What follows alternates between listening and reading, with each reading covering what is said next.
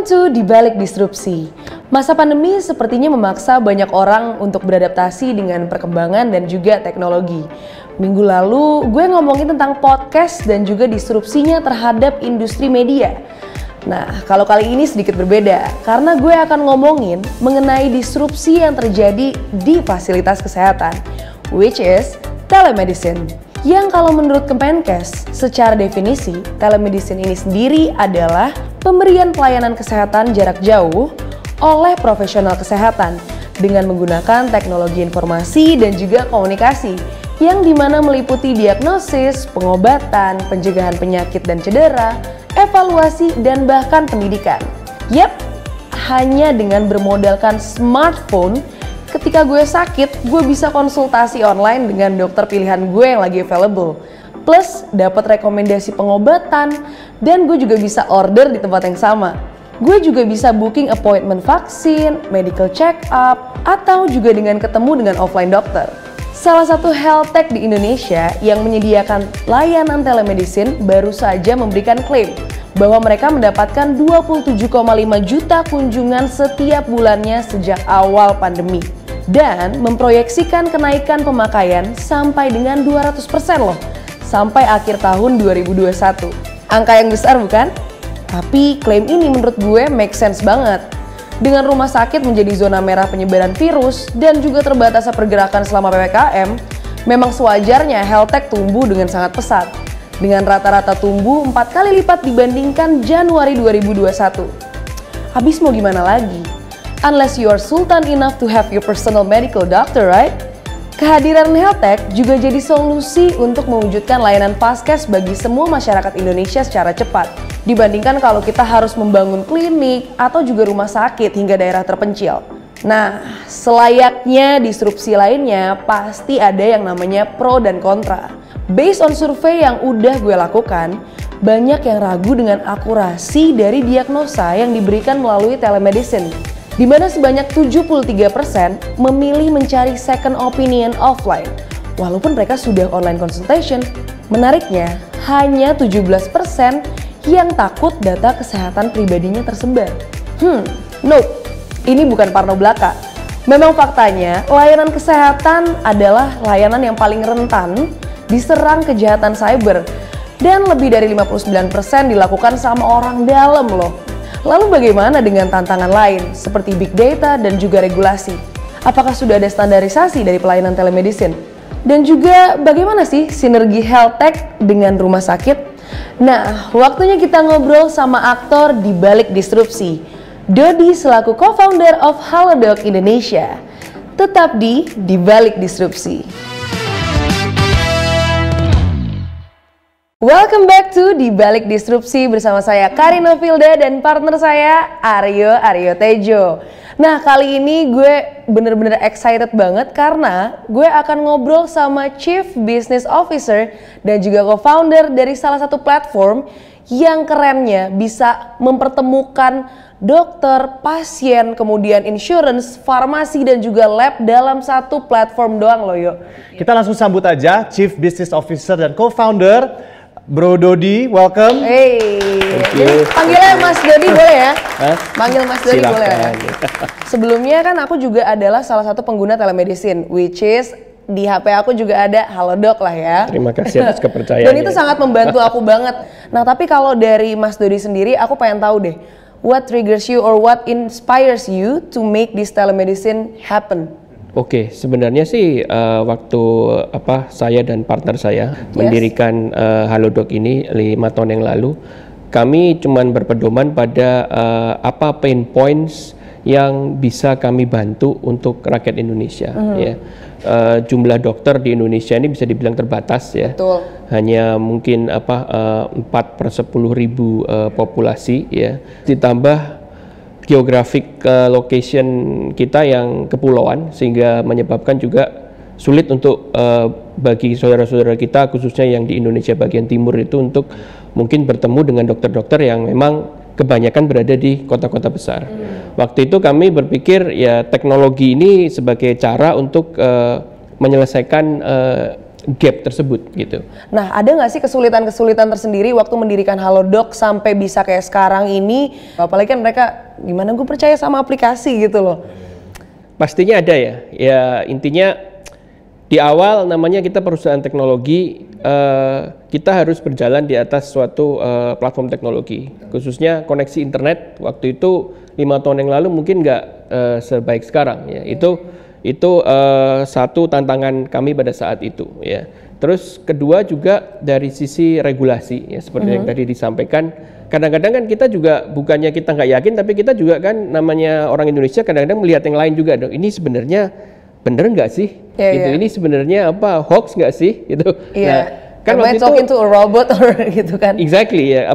Kami juga sangat bersyukur bahwa pemerintah Indonesia ya khususnya dalam hal ini mungkin ya Departemen Kesehatan, Badan POM, kemudian Ikatan Dokter Indonesia itu sangat mendukung sekali kepada pemain teknologi health tech seperti Halodoc ini. Yang ketiga ya mungkin yang seperti disampaikan tadi, kami tidak henti-hentinya melakukan edukasi gitu. Jadi kami hanya platform di mana kami bekerja sama dengan para dokter, dengan apotek, dengan para rumah sakit, klinik, dan juga asuransi. Jadi kami sebagai platform teknologi yang menghubungkan semua stakeholder itu dengan para pasien kami. Nah, gue penasaran adalah strategi lo waktu pertama mau grab the market, apakah you aim for something yang more light sickness, lebih ringan gitu, atau penyakit-penyakit berat yang akhirnya lo perlu dokter-dokter spesialis sih sebenarnya when you started dulu?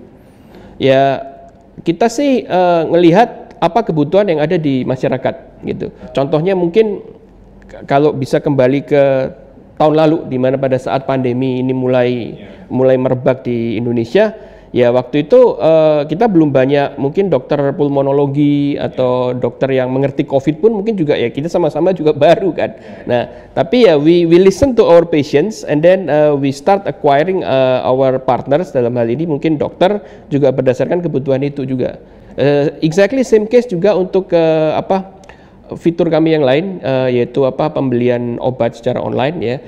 As of now we already collaborate with about 4,000 pharmacies, apotek di lebih dari 100 kota di Indonesia. Ya itu juga kami listen dari para pasien kami. Misalnya kami mulai dari Jakarta, Jabodetabek dulu, terus kemudian ke kota-kota lain, kota besar lain misalnya Surabaya, Bandung, Medan, and then we expand to tier 2 and tier 3 cities based on the request from our patients juga.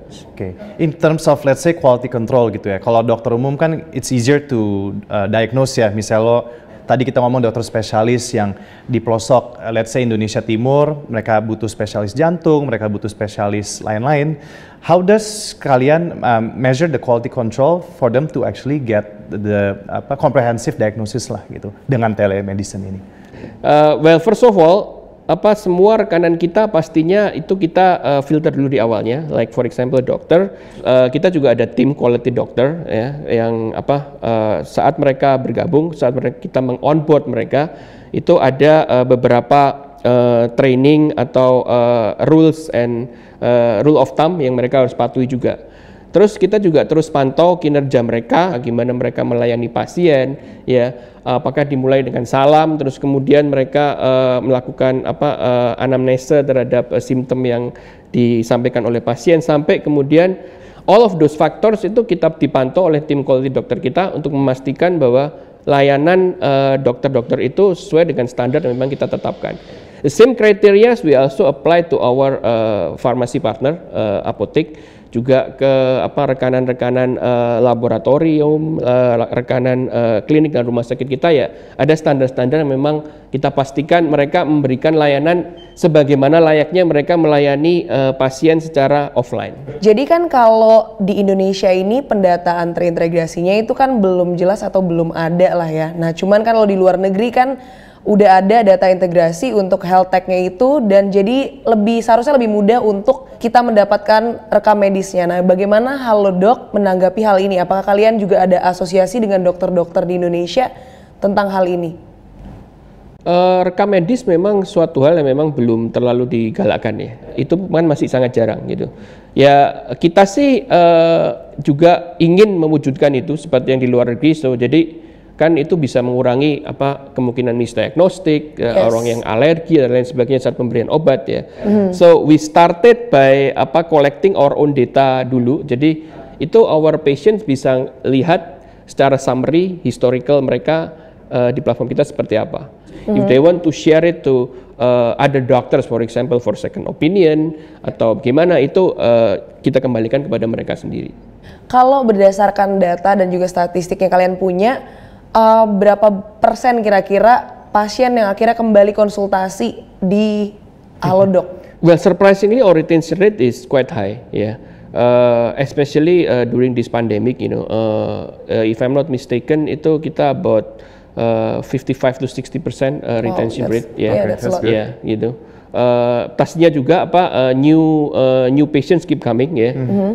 Sekarang sih kita per bulan our monthly active user is about 20 million patients sudah. Oke, kalau di Indonesia sendiri kan kita pernah jalanin survei ya, that most of the users of telemedicine app itu 80% for online consultation and 40% for nebus obat lah ke apotek. But is the trend of the usage of this similar app is the same kayak misalnya di US gitu or in China for example? Is there any similar trend atau gimana tuh bedanya kita? Kalau menurut saya sih every place will have their different culture and different behavior ya. But in our case sih memang tetap yang paling banyak itu dari teleconsultation-nya.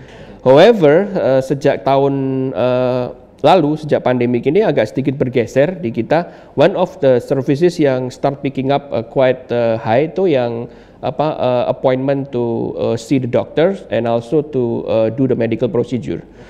Tapi apakah para pengguna dari telemedicine, let's say Halodoc ini, mereka udah benar-benar teredukasi untuk menggunakan aplikasinya sendiri? Let's say kandungan gitu, untuk konsultasi itu ada nggak sih mistake-mistake atau kesalahan-kesalahan yang pernah terjadi dari pasien sendiri? Pada awalnya memang mungkin ada ya, as you know, kan kita bisa dibilang salah satu pemain pertama yang untuk teleconsultation ini kan. Ada yang keliru memilih dokter, ada yang mungkin mengharapkan konsultasi seperti ini tapi kemudian mereka salah memilih spesialisasi. So we also build in our platform itu ya semacam personalization, user personalization. Kita tahu dari user profile pasien kita itu dari historicalnya itu biasanya mereka inginnya untuk ke consult dengan dokter apa. From the way we display our services to them, it's different one to the other gitu. Oke, thank you banget ya Mas Dodi. Sebelum kita lanjut ke pembicaraan kita nanti yang lebih dalam lagi dan juga lebih edukatif lah dan informatif juga tentang telemedicine ini sendiri, kita akan kembali setelah break yang satu ini.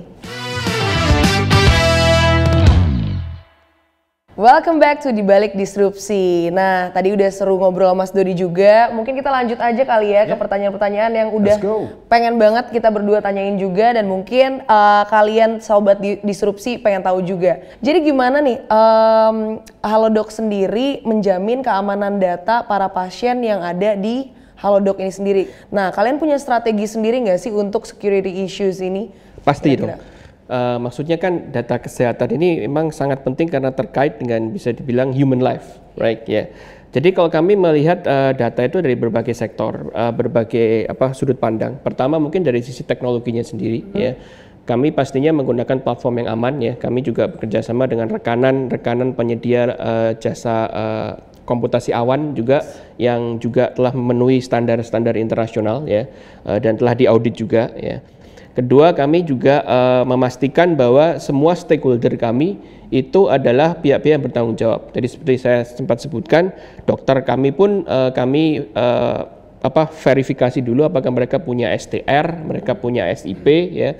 Contohnya juga untuk rekanan apotek kami, mereka juga harus punya yang namanya SIPA, yaitu izin untuk beroperasi juga, ya. Demikian juga dengan laboratorium dan seterusnya. Itu kedua. Dan ketiga, dari sisi SOP internal kami sendiri pun kami juga ada pengaturan yang sangat strict, ya. Dalam arti data tersebut, istilah tekniknya itu kami shredding datanya, di mana data itu memang kami simpan di server-server yang berbeda. Dan nggak semua orang bisa mengakses data itu. Bahkan sampai level saya pun, kalau saya ingin mengakses data misalnya dari Anda yang pernah menggunakan layanan kami, itu saya pun nggak bisa gitu. Jadi kami benar-benar bagi siapa yang boleh mengakses data untuk keperluan apa. Gitu. Contohnya mungkin kalau yang untuk teknis ya, yang database itu mereka bisa ngelihat, tapi hanya dalam bentuk aggregated aja. Gitu. Misalnya juga dari tim business intelligence kami ingin melihat gimana sih perkembangan transaksi bulan lalu atau 6 bulan terakhir gitu. Mereka bisa melihat tapi dalam bentuk aggregated data, nggak sampai kepada siapa nama orang-orangnya, siapa nama pasien-pasiennya yang menggunakan layanan kami. Ya.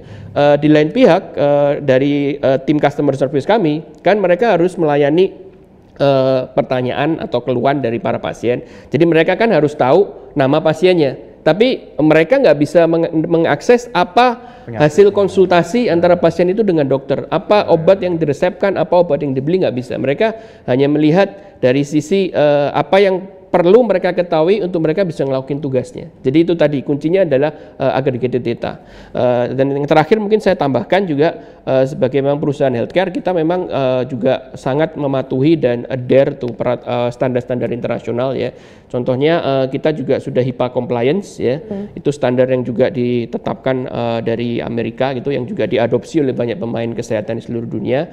Bahkan contohnya ini salah satu contoh juga untuk konsultasi dokter kami saat mereka melakukan anamnese, itu kami juga sudah menggunakan kode internasional yang disebutnya International Classification of Disease ICD. Kita sudah menggunakan ICD-10.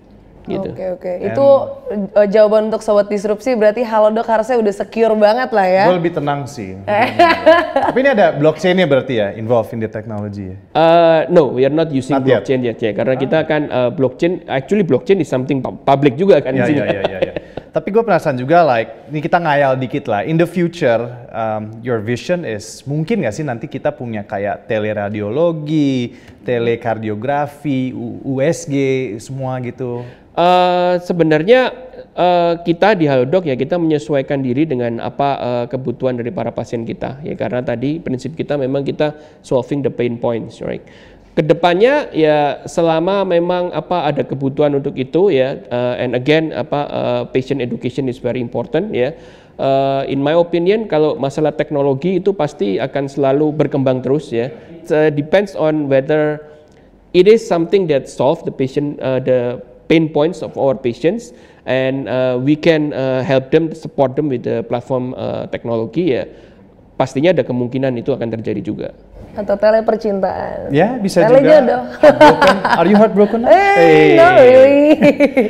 Anyway, ini ada last question kali ya, untuk teman-teman entrepreneur atau product developers di sana dalam industri healthcare. Any advice or motivational words? Dari pengalaman saya yang bisa saya sharing adalah do not fall in love with solution, but be obsessed to solve the problems of your target market. That's actually gitu. Really good.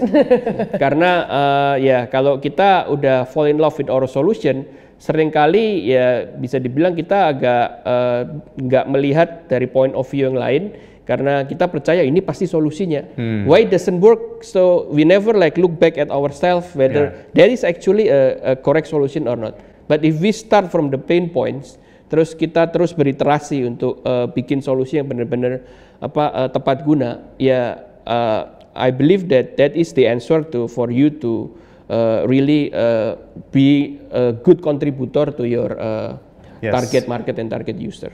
Oke, kalau gitu guys, we're going to the next thing. Kita akan main game charades, guys. Welcome back to Di Balik Disrupsi. Jadi game hari ini kita mau main charades. Kalau bahasa Indonesia dibilang tebak gaya.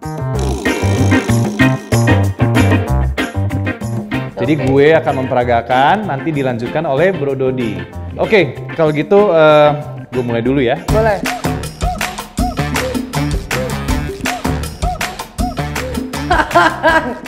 Coba lagi.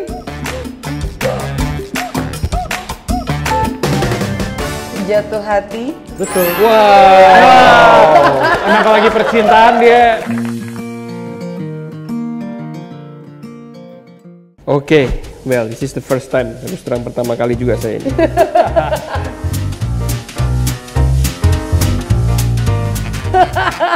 Gue bingung. Lempar pijet.